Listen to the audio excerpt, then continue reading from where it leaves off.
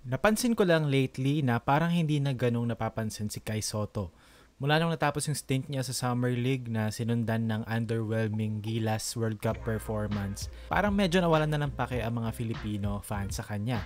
So na-curious tuloy ako, of course. Napaisip ako bigla kung kamusta na kaya si Kai Sotto sa second division ng B-League. At if ever, paano magta-translate yung current play niya sa sistema ni Coach Tim Cone sa Gilas. Currently, si Kai Sotto naglalaro para sa Yokohama sa B2 League. As of writing this, nakapaglaro si Kai ng 11 games so far, in which he played roughly 13 minutes a game, kung saan nag-average siya ng 7.7 points, 3.4 rebounds, and 1.3 blocks per game. Para sa minutes na nilalaro niya, which is 13 off the bench, those numbers are fine.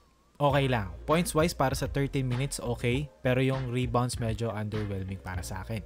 Pero ang napansin ko sa laro niya so far, sa 11 games na yon ay yung pag-screen niya. And matagal ko na tong na-mention even before sa mga lumang videos ko about Kai Sotto na si Kai Sotto sobrang inconsistent as a screener. Kung makikita nyo dito sa clips na to, okay, this is a spread ball screen, angle pick and roll. Which is tama naman yung read ni Kai Sotto rito. After yung ball screen niya, okay, etong bantay ni Kai Sotto nag-blitz or nag-hedge. As we can see here, nag-show. So ang tamang gawin talaga ni Kai Sotto rito is to slip the ball screen para ma-force yung defense na mag-rotate. So anong nangyari dito? 1, 2, 3 versus 2. Okay? So advantage to. So yung mga ganitong sitwasyon, tama yung pagsislip ni Kai Sotto. So yun yung rational sa pagsislip ng screen. Kung makikita nyo rito, kung iniswing to ni Kai Sotto dito sa tao sa wing, isang extra pass na lang open 3-point shooter na. And so, minsan talaga yung pagsislip, okay yan. Especially kapag naka-hedge yung kalaban. Pero ang napansin ko kasi si Kai, meron siyang tendency na ang hilig niyang mag-rely sa slip. Okay, hindi ko inaakusa si Kai Sotto na selfish player siya, pero napapansin ko kasi pag nagsiset siya ng screen, laging ang priority niya is to get himself an opportunity to score. Which is ang ironic kasi pag nagsiset ka ng screen, makukuha mo yung opportunity na yon kapag nag-set ka ng maayos na screen eh. Kung makikita natin dito sa clip na to, again, nag-show ulit yung bantay. Which is tama naman. Okay? Na si Kai Sotto mag-slip dito. Ang nagiging problema lang kasi yung pag-slip ni Kai Sotto medyo half-assed ng konti. Ayun o.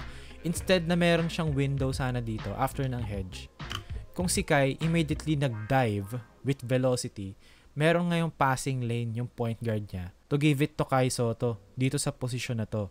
And pagdating ng posisyon na to, etong defender na to, nakakommit na kay Kai yan, leaving a wide open shooter dito sa corner. Kaso, yung pag-slip ni Kai Sotto, ang bagal. So, pagdating ni Kai Sotto rito sa may free throw line, sa 15 feet, yung tao nung defender ng ball handler, rather, naka-recover na. And wala nang lane to pass it to Kai Sotto. So, ang gagawin pa rito ng point guard, ang talagang pasa niya lang dito is to make a cross-court pass na ang taas. By that time, naka-recover na tong defender na to rito sa corner. And ito kay Kai Sotto. So, I think ang talagang issue kay Kai Sotto is yung motor and yung speed of things sa mga action niya. For example, dito, inislip niya ulit yung screen kahit na walang hedge. Nakadrop lang yung tao. So, anong nangyari? Merong opening si Kai, which is yun naman talaga yung gusto niya mangyari kasi kaya nga siya nag-slip eh. Gusto niya makakuha ng bola eh. Doon dito sa gap na to kasi 'di ba, defender. So, meron ka ngayong pocket pass dito. Pupunta kay Kai Sotto. Ang problema nakadrop eh, hindi naman naka-hedge eh. So, kahit na merong opening dito, 1 versus 1 pa rin yan. And hindi kinaya ni Kai Sotto yung katawan nung tao. And ito yung comparison. Sa play na to, again, kagaya nung kanina, sa first play, okay, ito, angle pick and roll, in-slip, pero hindi aggressive slip. Okay, he took a bad shot. Okay, dito, same play, pero nag-set na siya ng maayos na screen. Bakit? Bakit siya maganda kapag nag-set siya ng good screens? Kasi, pag nag-set ka ng screen dito, itong defender na to, mawawala sa picture to. So ngayon, ang mangyayari dyan, may advantage ka ngayon offensively. 4 versus 5. Okay? Magro-roll si Kai Sotto dito. Okay? So itong bantay na to, pagdating niya rito, dalawa binabantayan niya. Si Kai and yung ball handler. And ito, wala sa picture to. So yun yung kahalagahan ng pagsiset ng maayos na screen. Kasi kung makikita nyo rito, okay, itong tao na to, wala na to eh, sa action eh. This is 4 versus 5. Ayan o, 1, 2, 3, 4 versus 5 Yokohama players. Dahil lang sa pagsiset ng screen na maayos. Kung makita nyo, okay, naka-layup si Kai Sotto kasi pagdating ng point guard sa may paint, okay, nag-commit ngayon yung bantay ni Kai Sotto dun sa ball handler, leaving Kai Sotto here sa paint. Meron siyang lane to finish underneath. Diba? So, ang ironic kasi yung pag-slip ni Kai Sotto, feeling niya makakakuha siya ng scoring opportunity. Pero yung scoring opportunity na yun, makukuha niya yun kapag nagset siya ng maayos na screen. Makikita niyo rito again, solid screen. So ngayon, nagkaroon siya ng posisyon para magkaroon ng inside scoring opportunity. After ng screen, ini-swing. Okay? Since naka-drop to, okay, maiisisil ngayon ni Kai Sotto dito. So meron na siyang scoring opportunity, scoring position sa ilalim, sa paint. Pag high-low, easy basket. Dahil lang sa pagsiset ng maayos na screen. Dito naman, transition. Nagset si Kai Sotto na screen. Again, nawala sa picture si number 11. So, anong nangyari? Yung big man, yung tao ni Kai Sotto, dalawa binabantayan. Yung ball handler and si Kai. And then, ito naman, yung tao sa corner, okay, dalawa rin na binabantayan. Si Kai and yung shooter. So, ngayon, dahil lang sa pagsiset ng screen, nalagay mo yung team mo sa posisyon kung saan meron silang advantage in terms of numbers and gaps. So, ngayon, pag roll ni Kai Sotto, okay, open ngayon yung shooter dito sa corner. Pero dahil 7-3 si Kai, and wing yung nag-help sa kanya, kaya niya nang i-finish yan underneath. 2 points. In terms of defense naman, si Kai Sotto, okay siya na rin protector. Pero ang nagiging problema dito is yung effort or yung motor. Kung makikita natin, siya naman yung nasa kabilang side ng ball screen. Siya naman yung bumabantay. Naka-drop defense si Kai. Pero ang problema, pagdating niya sa drop, kung makikita natin yung footwork ni Kai Sotto, out of position, out of balance.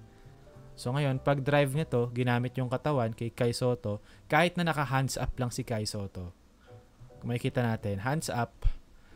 So ngayon, yung hips ngayon ni Kai Sotto, nasa likod na nung offensive player. So ngayon, papayong ngayon si Kai Sotto ng kamay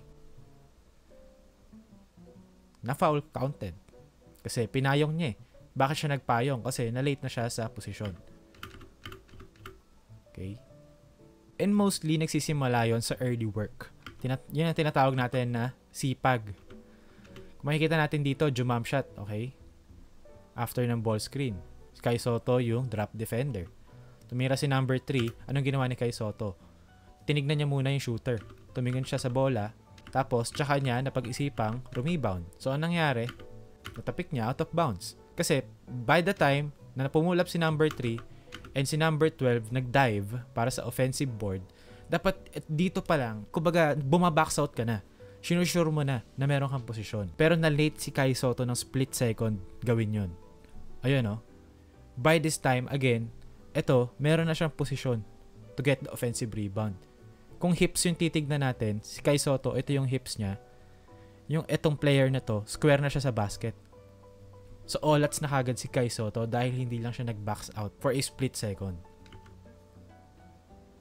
And dito again, empty side ball screen. Si Kai Sotto ang drop defender. Okay? Initially, okay yung drop defense niya. Tama yung posisyon. Nako-cover niya parehas halos. And yung help defender naka-ready dito just in case. So, ang naging problema dito, okay, pagdating sa paint nung gwardiya, sumundot si Kai Sotto pababa. So, nawala siya sa posisyon. And ngayon, nung wala siya sa posisyon, nag-recover siya, pumump fake yung big man, yung tao niya, napatalon siya, so nakadraw siya ng foul. And dito, again, ito yung early work na tinatawag. Pagka-swing ng bola, instead na pumatol kaagad siya dun sa poste, hinintay niya bago siya maging aggressive. Hinintay niya muna na isil siya. So ngayon, it's too late. Nakatapak na pares na paanong binabantay niya sa paint. And siya, nagre-react siya and wala na siya sa posisyon. Again, kung makikita natin, yung hips dito, okay, ito, isang drop step na lang, nasa basket na. Then si Kai Sotto, halos parang naka 3/4 stop na hindi naman intentional. Anong nangyari? Okay, nag-drop step nga, foul. So, balik tayo sa positives. So, si Tim Cone, obviously, magtatakbo yan ng triangle offense as a base or pundasyon ng opensa. And then, tsaka siya mag-a-add ng sprinkles or iba't ibang uri ng opensa like handoff, delay, 5 out. Ganun naman ginawa niya sa Ginebra. So, ngayon, ang big role ng big man sa triangle offense ay dalawa. Maging pinch post or trail at maging poste sa sideline triangle. So, ngayon, si Kai Sotto, napansin ko sa kanya recently, dati kasi parang masyado siyang ginagawang unicorn, masyadong ginagawang parang point forward. Pero ngayon nakikita ko mas pumaposte na si Kai Sotto and yung frame niya in general, mas nag-fill out yung frame niya. So ngayon pag pumaposte siya and 7-3 siya, okay, pag nag-hook shot siya, nakakuha siya ng solid position underneath. Malaking bagay ito para sa Gilas Pilipinas. Meron pa nga siyang skyhook sa arsenal niya. And then again, yung another is yung pinch post or yung trail. Kung makikita natin dito, magsaset siya ng wide pin down para sa shooter. So ngayon, kung ito, shooter talaga to, I don't know, pero sabihin na natin kunyari shooter to, yung defender, mag-go over yan sa screen. So ngayon, pagka-go over niya na screen, ito, ina-anticipate niya rin yung shooter. So ngayon, anong opening dito kapag nag-slip si Kai Sotto ng screen? So ang mangyayari, mag-help to, yung defender na to, ma-open yung corner. Another shooter. So tingnan natin anong mangyayari.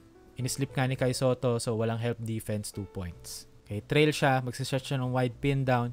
Again, late reaction sa tao ni Kai Sotto after ng ball screen. Medyo ball watching ng konti. So yung ganong split second, enough na yun for Kai Sotto to get a position underneath and nakascore siya through a hook shot. So dito naman, similar sa ginagawa ng Gilas ni Team Cone.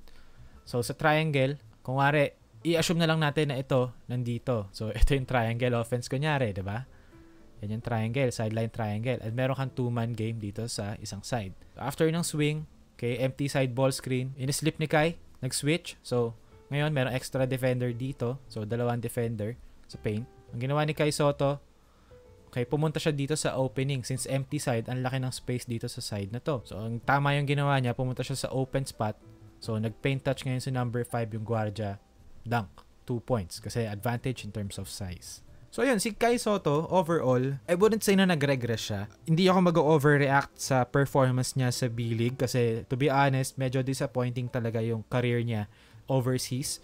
Pero kung titignan ko lang siya as a Gilas player only, yung Kai Sotto na ina-expect ng marami na magiging, alam mo yun, malaking pangalan sa Philippine basketball, I think kaya niya pa rin gawin yun. And siya pa rin yun. Kung sa Gilas lang yung context.